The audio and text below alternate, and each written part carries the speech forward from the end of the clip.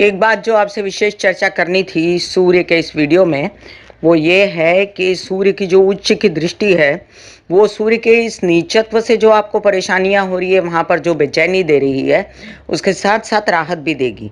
अब सूर्य कैसे कैसे राहत देगा, एक एक वर्ड में समझेंगे। आगे आप पूरा वीडियो देखिए। मेष राशि, आपका कॉन्फिडेंस बढ़ाएगा, स्वाभिमान बढ़ाएगा, आपकी सुंदरता बढ़ाएगा। वृषभ राशि, आपके प्रेम संबंध ठीक करेगा, विदेश रिलेटेड यात्राएं ठीक करेगा, खर्च कंट्रोल करेगा। मिथुन राशि, आपके लिए धन लाभ होगा, पैसे आएंगे, पैतृक संपत्ति से संबंधित विवाद खत्म होगा और साथ साथ आपको आय के साधन मिलेंगे, कोर्ट केसेस वगैरह से मुक्ति मिलेगी। कर्क राशि, आपके लिए आपके सरकारी दरबारी काम खुलेंगे, पिता का सहयोग मिलेगा, उनकी तबीयत ठीक होगी।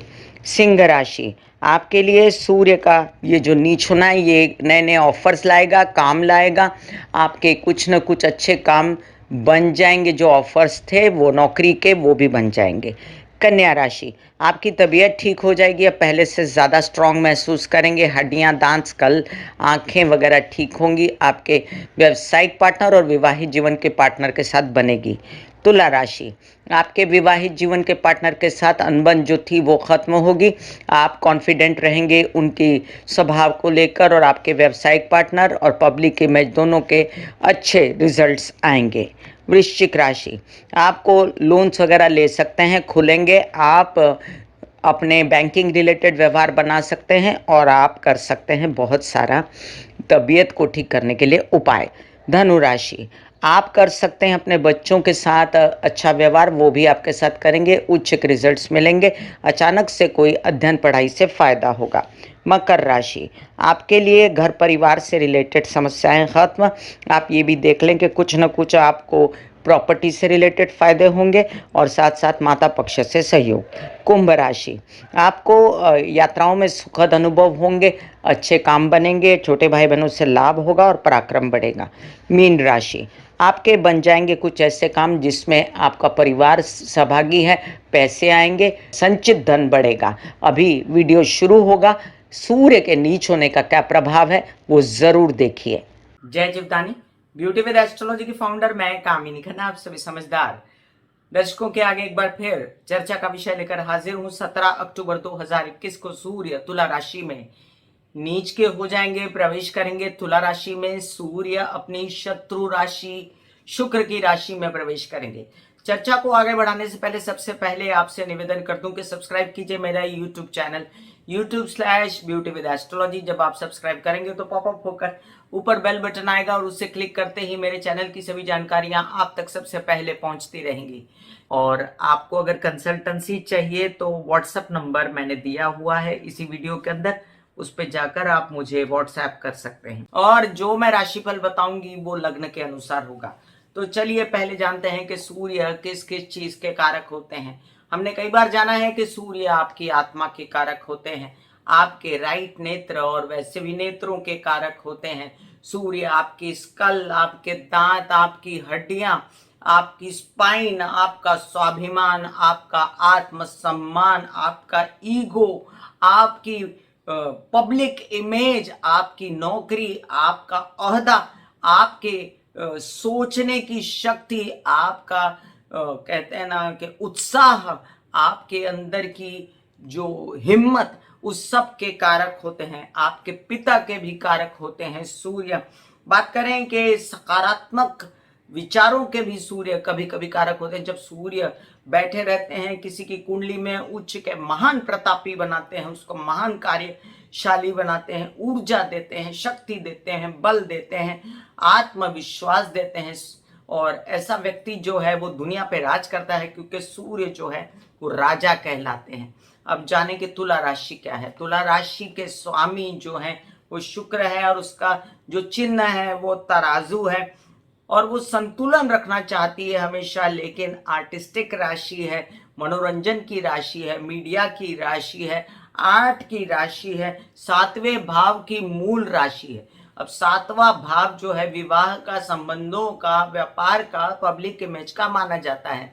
ऐसे में शुक्र वहां पर जो है रचनाएं भी करता है। शुक्र जैसे आपके बच्चे होते हैं, आगे भी आपके विवाह होते, संबंध बढ़ते हैं, एक से अनेक होता है। और सूर्य जो है उसको अपने आप में जो अंदर जो उसके तेज है वो शुक्र के जो स्वभाव से मेल नहीं खाता। यहाँ पर शुक्र जो है वो अपने आप में बहुत ही ज्यादा मनोरंजनकारी और आनंद देने वाला, सुख देने वाला, ऐश्वर्य देने वाला, धन देने वाला और सबसे बड़ी बात कि संसारी ग्रह है। और सूर्य संसारी ग्रह नहीं है, सूर्य जो है वो अभिमानी स्वाभिमानी ग्रहों का राजा और सूर्य तेज पुंज जो शुक्र को अस्त कर देता है और शुक्र को अपना परम शत्रु मानता है सूर्य, और शुक्र भी सूर्य को अपना परम शत्रु मानता है। अब तुला राशि में 3 नक्षत्र आते हैं, एक चित्रा, एक स्वाति और एक विशाखा। और सूर्य जो है जब स्वाति नक्षत्र से गुजरना शुरू होता है तो वो 10 डिग्री पर परम नीच का हो जाता है। स्वाति नक्षत्र का स्वामी कौन सा है? राहु। और एक तो अपने मित्र के घर में नहीं सूर्य, ऊपर से जब राहु का नक्षत्र जो शुक्र का मित्र है उसके नक्षत्र से गुजरना शुरू हो जाता है तो सूर्य जो है वो परम नीच का मतलब कि परम कहते हैं कमजोर हो जाता है, उसका बलहीन हो जाता है, उसका आत्मविश्वास छीन जाता है, उसकी कार्य क्षमता छीन जाती है, उसका दिल बैठ जाता है, उसके अंदर की जो ऊर्जा होती है उसमें कमी आ जाती है। और फिर ऐसे में जैसे सिंह राशि वाले हैं या सूर्य जिनके लिए कारक ग्रह है, सूर्य जिनके लिए आगे ले जाने वाला ग्रह है, ऐसे लोग जो होते हैं वो दुखी होते हैं। बहुत देखा गया हमने कि सूर्य की इन शक्तियों को प्रभावित करने के लिए अभी माता के जो नवरात्रि चल रहे हैं हमेशा इन्हीं दिनों में आते हैं और इन्हीं दिनों में शक्ति की आराधना की जाती है ताकि शक्ति की आराधना करने से आपके अंदर बल आए और आप सूर्य के जो इस कमजोरी को जो है वो अपने आत्मिक बल से सह सके। हालांकि आत्मिक बल भी सूर्य से आता है और आत्मिक बल की कमजोरी के कारण ही सूर्य को यहाँ पर नीच का माना गया है। आइए हम जानते हैं कि सूर्य कमजोर हो गया, गुणों में कमी हो गई, आलस आ गया, ऊपर से शनि की दृष्टि पड़ रही है सूर्य पर।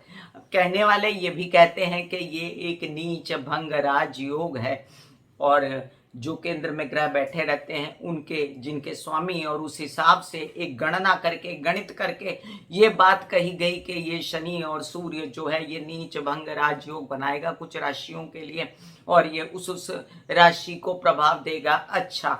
बट यहाँ पर उन्हीं राशियों को अच्छा प्रभाव दे सकता है जो शुक्र की अलावा और सूर्य के अलावा और राशियां होंगी जैसे सिंह राशि या तुला राशि या वृषभ राशि वाले, उनको इन दिनों जो है संभल के रहना पड़ेगा। और जिन लोगों की सूर्य की महादशा चल रही, जिन लोगों की शुक्र की महादशा चल रही, जिन लोगों की राहु की महादशा चल रही, क्योंकि राहु के नक्षत्र में जब सूर्य आएगा तो वहां पर जो है वो एक दूसरे का जब स्वभाव नहीं मिलेगा तो राहु भी प्रभावित होगा।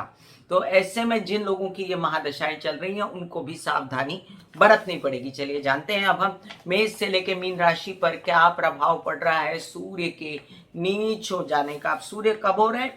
सूर्य तुला राशि में प्रवेश करें 17 अक्टूबर 1:11 पर 2021 को। ये 16 नवंबर तक वहां रहेंगे और इसका जो बुरा प्रभाव है वो तब कम होगा जब ये स्वाति नक्षत्र से बाहर निकल जाएंगे। मैं हर बार आपको सूर्य के नक्षत्रों में जाने से क्या असर होता है इसके वीडियोस दे रही हूँ। अभी मैंने चित्रा नक्षत्र की चर्चा की थी, अब जब सूर्य स्वाति नक्षत्र में जाएंगे तो क्या असर होगा उसकी भी चर्चा जल्द ही दूंगी आपको। तो उन दिनों आपको सावधान रहना है सूर्य के कार्यों को लेकर, वो चाहे शरीर में हो, चाहे भौतिक कार्य हो, चाहे पिता से रिलेटेड हो, आत्मा से रिलेटेड हो। चलिए अब हम जानते हैं कि ये सूर्य की स्थिति जो है नीच की, ये मेष से लेके मीन राशि वालों पर क्या असर डालेगी। सूर्य के नक्षत्र भी जान ले हम कि सूर्य 17 से लेके 24 तक चित्रा नक्षत्र में रहेंगे, मंगल के नक्षत्र में रहेंगे, आत्मिक बल बना रहेगा। ऐसे में एकदम से आत्मिक बल गिर जाएगा लोगों को, ऐसा कुछ नहीं होने वाला सूर्य के तुला में प्रवेश करने से, क्योंकि 24 तारीख तक जब तक वो स्वाति नक्षत्र में नहीं जाते तब तक आप अपने कार्य सारे बना सकते हैं। उसके बाद थोड़ी आत्मिक बल की अगर कमजोरी हुई तो क्या उपाय करने हैं, ये नेचुरल उपाय, प्रैक्टिकल उपाय सिखाऊंगी मैं आपको, ना कि ज्यादा आपको मैं एस्ट्रोलॉजिकल उपायों में लेकर जाऊंगी। यहाँ पर यह भी याद रहे आपको कि 6 नवंबर से लेकर 16 नवंबर तक स्वाति से निकलकर फिर सूर्य गुरु के नक्षत्र में चले जाएंगे, विशाखा नक्षत्र में, वहां पर उनको फिर से बल प्राप्त होगा। यहाँ पर विशाखा नक्षत्र जो है वो सूर्य को सुहाता है, शुक्र को नहीं सुहाता, तो ऐसे में सूर्य की स्थिति फिर से बेहतर हो जाएगी। तो कितने दिनों तक सावधानी बरतनी है आपको? 24 तारीख से लेके 6 तारीख तक सावधानी खास कर बरतनी है। तो ये 24 से लेके 6 का पीरियड, मतलब आपका ये 12 दिनों का जो पीरियड है, इसमें आप सावधान रहिए। सूर्य के उपाय वीडियो के अंत में मैं डाल रही हूं, तो वीडियो अंत तक जरूर देखिएगा कि सूर्य को कैसे आत्मबल मिले। और अगर सूर्य को आत्मबल नहीं देना है और शुक्र को आत्मबल देना है तो डिस्क्रिप्शन में लिंक दे दूंगी आपको, और शुक्र के उपाय मैंने अपने चैनल पर दिए हुए हैं, उसका डिस्क्रिप्शन में लिंक देख लीजिएगा। सूर्य रहेंगे नीच के, लेकिन उनकी दृष्टि रहेगी उच्च की। मेष राशि पर, मंगल की राशि पर सूर्य की दृष्टि रहेगी, और मेष से लेके मीन राशि वालों पर इनका विशेष कृपा रहेगी। मेष राशि जिन भावों में रहती है वहां पर, इसलिए एकदम टोटली निराश होने की जरूरत नहीं है, क्योंकि सूर्य चाहे नीच के हों लेकिन उनकी दृष्टि उच्च की है। मेष राशि के लिए आपके पंचम भाव का स्वामी है सूर्य। आत्मिक बल, आपका मानसिक बल कमजोर होगा। विवाहित जीवन के घर में बैठा है तो आपको बेचैनी भी दे सकता है कि मेरा विवाह नहीं हो रहा, वर वधु नहीं मिल रहे, पार्टनर से बेचैनी है, या विवाहित हैं तो आपके घर में झगड़े ना हो, विघटन ना हो, आपकी मानसिक बेचैनी ना बढ़े और आपका मनोबल बना रहे। इसलिए क्या करना है वो वीडियो के अंत में उपाय देखिएगा।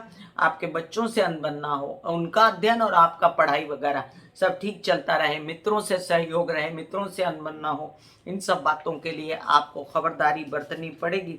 याद रहे जो डेटे दी हैं उसके हिसाब से जब सूर्य गुरु के नक्षत्र में रहेगा और सूर्य जो चित्रा नक्षत्र में रहेगा तब तक आपकी बात बनती रहेगी, इसलिए डरने की कोई आवश्यकता नहीं।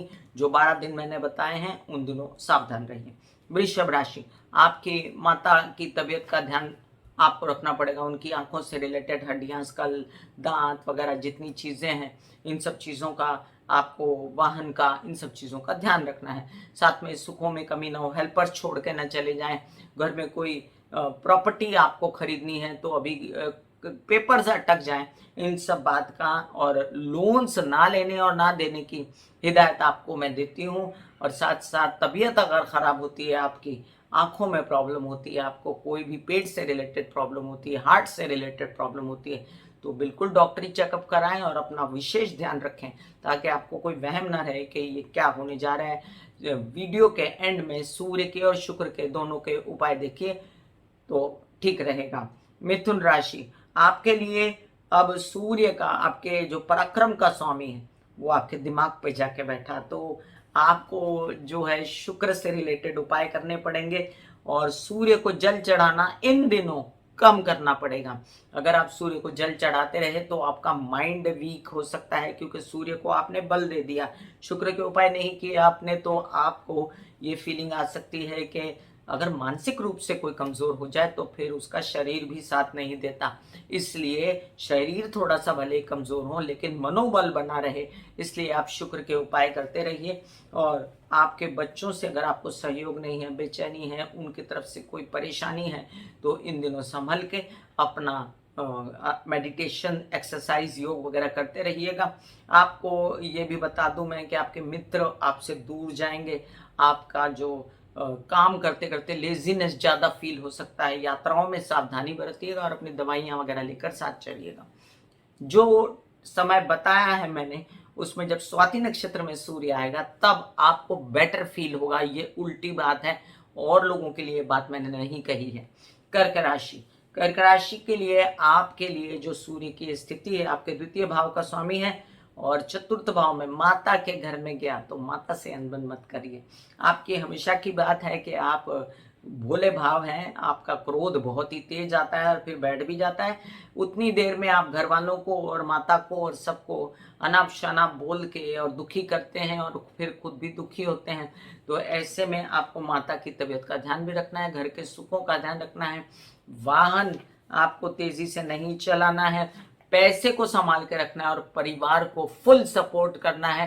कम वॉट में आपको अपने आप को शक्ति अपनी कायम रहे, इसलिए सूर्य के उपाय करने हैं और शुक्र के उपाय आपको नहीं करने, लेकिन एक कॉमन उपाय एंड में बताऊंगी, वो सुनिएगा। सिंह राशि, आपके तो लग्नेश सूर्य, आपकी आत्मा भी है, आप खुद हैं, और वो जब नीच के हुए तो आपकी आत्मा क्षीण हुई, आपका बल कमजोर हुआ, आलस आया, बेचैनी हुई, काम ना करने का मन हुआ, यात्रा पे न जाने का मन हुआ। ऐसे में आप उपाय करके जा सकते हैं, कोई ऐसी बात नहीं। सूर्य जब चित्रा नक्षत्र में रहेगा, सूर्य जब विशाखा नक्षत्र में रहेगा, तब आप अपने सारे काम निपटाइए। बीच के दिनों में थोड़ा सा रेस्ट कीजिए, आराम कीजिए, 12 दिन जो स्वाति नक्षत्र में है। और आपके लिए भी सूर्य के उपाय मैं बता रही हूं, तो सारे सूर्य के उपाय कीजिए आप, शुक्र के उपाय मत कीजिए। अपने छोटे भाई बहनों के साथ विवाद मत कीजिए। अपनी यात्राओं में अपनी तबीयत के लिए सारी खाना पीना दवाई वगैरह सब लेकर साथ चले। कन्या राशि, आपके लिए अब सूर्य की यह स्थिति के द्वादश का स्वामी है और सूर्य जाके द्वितीय में बैठा है, तो अनाप शनाप खर्चे, अनाप शनाप बोलना, इन सब चीजों से नुकसान, परिवार में हानि या परिवार के लोगों का मनमुटाव, और साथ में अपने संचित धन का नाश, इन सब चीजों से बचिएगा आप। चुप से अपना पैसा अपनी एंटी में रखिए और किसी को न दीजिए।